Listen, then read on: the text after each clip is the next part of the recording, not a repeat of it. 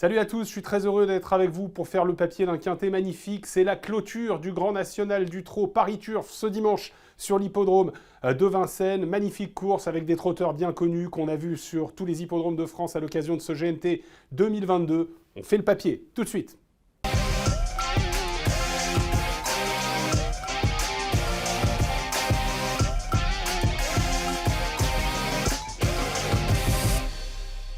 Et je vous rappelle que si vous aimez Faites le papier, faites-le nous savoir. Postez-nous vos commentaires sur YouTube, on essaiera d'y répondre le plus possible. Donnez-nous votre avis, donnez-nous votre prono, vous également. Et suivez-nous bien sûr sur tous nos réseaux, notamment pour tout savoir et avoir les dernières infos sur cette magnifique finale du Grand National du Trot qui va avoir en fait un match dans le match pour le circuit et puis une course assez ouverte pour la victoire. Alors déjà, évidemment, il y a des rayures dans cette course. Elles sont évidentes, on n'a rien inventé. À 50 mètres, Cache du Rib, Fado du Chêne, pour des raisons diverses, n'ont vraiment pas de chance. Et c'est également le cas de Gladys des Plaines, évidemment, qu'on connaît beaucoup plus au Trop Bonté, la championne de Gilles Curens. On attaque l'étude de ce quintet avec le duel dans la course. Le duel pour la victoire finale, la victoire dans le circuit. C'est très clair, ils sont deux. Erdelios et Coach Chancy. Erdelios va marquer 3 points de participation, 3 points de fidélité. Elle a couru 12 des 14 étapes provinciales. Il n'y a qu'à Feur et Salon de Provence qu'elle n'a pas été. Elle sera déférée des 4 pieds pour cette finale à Vincennes et dans des conditions très intéressantes pour elle. Rappelons que quand elle est allée courir sur l'hippodrome de Maucanchy, elle était ferrée. Franck Harel voulait la préserver pour cette finale et pour avoir vraiment tous les atouts de son côté. Et rappelons qu'elle devait, tout comme Echo de Champ-le-Cy, qu'elle va retrouver, et qui lui avait fait l'impasse, rendre 25 mètres. Or, cette fois, elle sera au premier échelon, alors qu'Echo de Champ-le-Cy sera au deuxième poteau. Elle a été hyper régulière. Le truc dommage, c'est qu'elle n'a pas réussi à gagner son étape cette année, Erdelios, mais elle a réussi de très belles perfs, et notamment dans l'étape du Nord, au Croisé-la-Roche, où elle était 3e alors qu'elle rendait 25 mètres dans l'étape enlevée par le champion Earl Simon qui en rendait 50. Face à elle, donc, pour la victoire finale, Echo de Champ-le-Cy. En gros, avec les histoires de points de fidélité, il faudrait qu'Echo de Champ-le-Cy termine 2 places devant Erdelios pour remporter ce circuit final. Alors lui, il a moins couru qu'Erdelios, Echo de Champ-le-Cy, mais il a été extraordinaire de régularité. Il a été à 100% dans les 5 premiers et il a gagné 2 étapes, dont celle de Nantes. Une étape à Nantes où il partait donc, vous le voyez, à poteau égal avec Erdelios, qui cette fois-ci aura 25 mètres d'avance. Donc techniquement, c'est quand même un engagement intéressant pour Erdelios. Seulement, Echo de Champ-le-Cy, lors de toutes ses dernières sorties, l'a battu tellement nettement qu'on peut se dire qu'il est quand même capable de rendre 25 mètres à Erdelios. Il était donc à 25 mètres à Rouen, à Nantes, où il a terminé de magnifique façon, venant ajuster aux abords du poteau un goéland d'Eau-Fort qui n'était peut-être pas encore à 100%. C'était sa première vraie course, après quelques parcours de René Jean-Jean, mais qu'il avait eu en plus un parcours un peu moins à l'économie que Echo de Champ-le-Cy. Goéland d'Eau-Fort, peut-être pas au top. Echo de Champ-le-Cy, parcours magnifique. Ça a fait que Echo de Champ-le-Cy a réussi à s'imposer, lui qui s'était déjà imposé à l'issue d'un déplacement sur l'hippodrome de Feur en battant des chevaux comme Django Duboquet, J'ai dit du Pomereux et notamment Fairplay d'Urzy qui ce jour-là encore avait fait des siennes. On en reparlera tout à l'heure de Fairplay d'Urzy, c'est un peu un casse-tête chinois. Voilà le match dans le match. Maintenant, on va parler de ceux qui peuvent peut-être gagner, quoique on n'est pas un exploit près des Coach Chancy. Techniquement, ça paraît difficile, mais sait-on jamais. Alors au premier poteau, clairement, il y a des chevaux qui ont montré leur forme récemment et qui seront certainement assez durs à battre. On peut penser notamment à Gamay de Liton. Gamay de Liton qui a réussi à gagner pour sa seule véritable étape objectif cette année, le Grand National du Trot de Maucanchy. Alors ce jour-là, il bat Eddy du Pomereux, il bat Duel du Gers, il bat notamment Goéland d'Eau-Fort, qui était seulement plaqué. Vous le voyez, Goéland d'Eau-Fort, alors qu'il a l'habitude d'être déféré. Il n'a pas choisi de tactique très compliquée, Gabriel Gélormini, il est allé de l'avant avec Gamay de Liton, qui est peut-être un tout petit peu plus à l'aise sur les pistes un peu plus plates que la grande piste de Vincennes, mais on verra tout à l'heure que la grande piste, ça ne lui pose pas vraiment de problème non plus. Il est ici, il est allé au bout de sa tentative sans aucun problème. Dans cette course, il y avait également Duel du Gers, qu'on voit finir très proprement en retrait et qui sera peut-être très dangereux. Quant à Goéland au fort, il avait eu un parcours exécrable. Il n'avait pas le même allant. Rappelons qu'il était seulement plaqué. Il n'avait pas le même allant que lors de sa tentative nantaise. Donc je pense qu'il faut oublier cette tentative pour Goéland au fort. Gamay de Liton a déjà battu Goéland au fort sur la grande piste de Vincennes. C'était à l'occasion d'une très belle victoire en fin de meeting, en deuxième partie de meeting d'hiver cette année, le 13 février, où il devançait Goéland au fort. Donc vous voyez que dans les conditions du jour, il peut très bien faire. Néanmoins, Goéland au fort est un vrai cheval de grande piste. Il adore Vincennes, il est capable d'aller de l'avant. Il est capable surtout d'être très offensif à partir du 1000 derniers mètres, du dernier kilomètre. Et vous voyez qu'il sera, pour cette tentative, déféré des 4 pieds, comme il l'était donc à Nantes, lorsqu'il s'était très bien comporté en n'étant peut-être pas encore à 100%, et comme il l'était à l'occasion d'une très belle victoire durant l'été face à Evoila de Muse, Élite de Giel, Dexter Château, Émeraude de B, Farrell Seven, qui a ensuite réalisé des choses formidables. Vous voyez que c'est un cheval qui a vraiment des aptitudes à la grande piste et à ses courses qui sont des vrais combats incontestables. On le voit, d'ailleurs, il avait fait toute la montée à l'extérieur de Farrell Seven avec Émeraude de B dans son dos. Ça ne l'avait pas empêché de gagner très sûrement cette épreuve, en repartant jusqu'au bout. C'est un cheval qui dit pas non, c'est un cheval qui, quand il est au top, est capable de faire de grandes choses sur ce parcours, même si ce jour-là, Élite de JL revenait très vite, notamment sur lui. Il avait réussi, et Voilà de Muse également, il avait réussi à garder le meilleur. Parler des Voilà de Muse, il ne sera pas là, bien sûr, mais c'est Gently de Muse qui sera là. Gently de Muse, déféré des 4 pieds, c'est clairement un objectif pour Monsieur Jean-Michel Bazir, Monsieur GNT. Il a gagné les 6 dernières clôtures de ce Grand National du Trot. C'est un exploit incroyable, il en a gagné 8. Il y avait eu déjà Casir de Guèze, il y avait eu Roi Vert, et ces dernières années, ça a été formidable avec Clean Game, Aubryon du Gers, Blé du Gers, Belle-Avis, Élite Beaufour, parfois à 50 mètres, parfois au premier poteau, parfois à 25 mètres. C'est sa chasse gardée, et on a quand même l'impression que Gently de Muse peut faire un truc au premier poteau. Il faudra pour cela qu'il soit un peu plus détendu quand même que la dernière fois. Alors la dernière fois, il y a une partie aussi pour Jean-Michel Bazir. On va revoir ça. Regardez Gently de Muse. Il est ici. Dans la descente déjà et devant les tribunes, il tirait pas mal. Regardez Jean-Michel Bazir, là, il est dans le dos d'un concurrent, il essaye de le détendre dans le dos d'Eddy Dupomereux. Le cheval continue à tirer. Jean-Michel Bazir qui va décider dans la montée, juste avant l'intersection des pistes, vous le voyez, de piquer en dedans. C'est dit qu'il y avait un couloir à la corde et qu'il fallait qu'il en profite. Seulement, quand il va sortir, regardez les roues de sulky avec Giant Chief.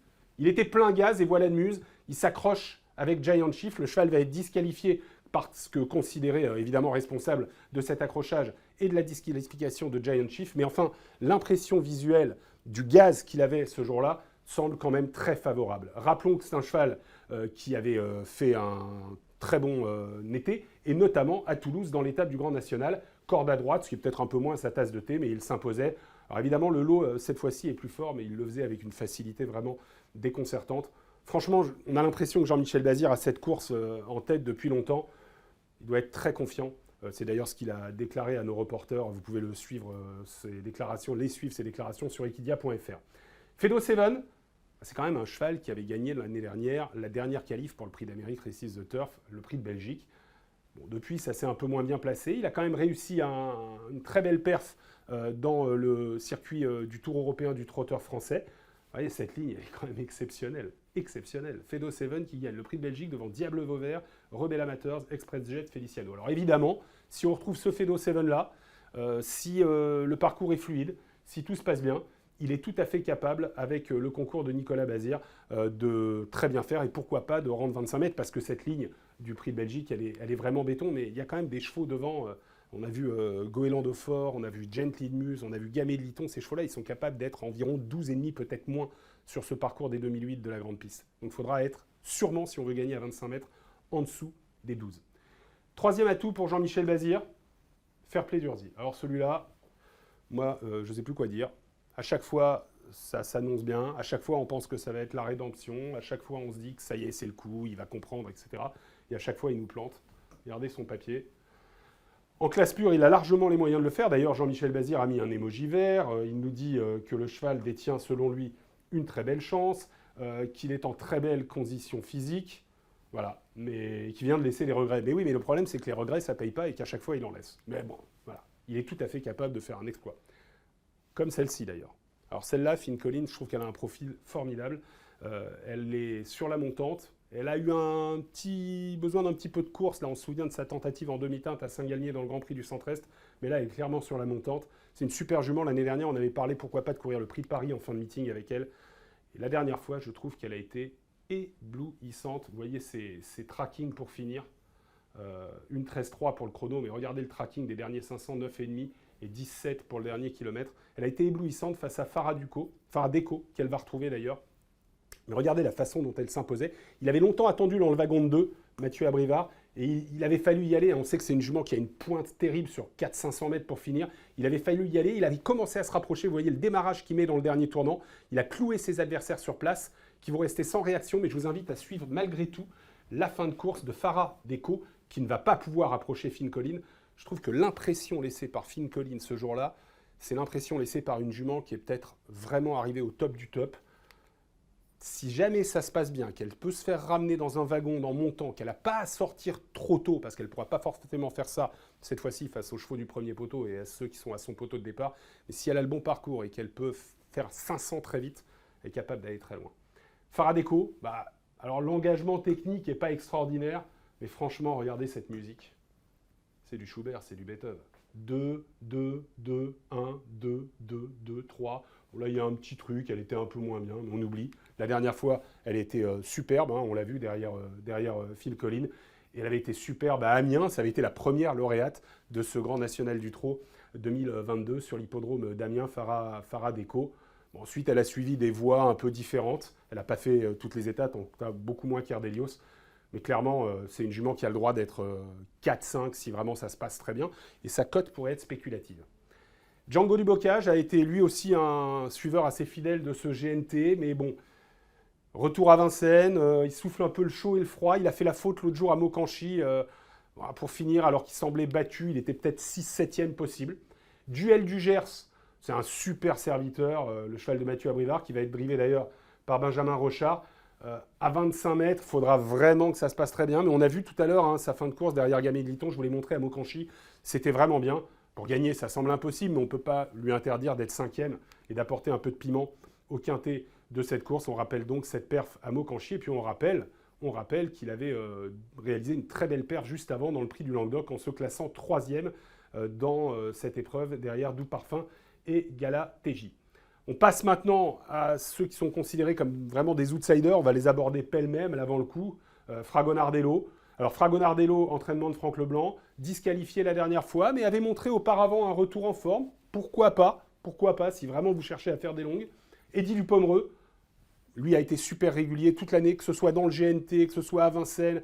Il répète ses efforts, il est hyper généreux. S'il a vraiment la bonne course, lui aussi peut être 5e. Fakir de Mahé, c'est un cheval un peu particulier. Alors déjà, il a été très bon pendant le GNT cette année, et il a été très bon la dernière fois. Il a gagné l'étape de Pornichet, Fakir de Mahé, étape délocalisée de Saint-Malo. Il a été très très bon la dernière fois face à Eddy Dupomereux et Falco d'Avaroche à Vincennes dans le prix d'Argentan. Il est allé de l'avant et il ne s'est pas laissé approcher pour finir. Vraiment, il a gagné dans un très bon style. Il arrive au top, clairement. Il a un peu de fraîcheur parce qu'il a moins couru cette année que certains de ses adversaires. Voilà, et Falco d'Avaroche, c'est quand même pas n'importe quoi.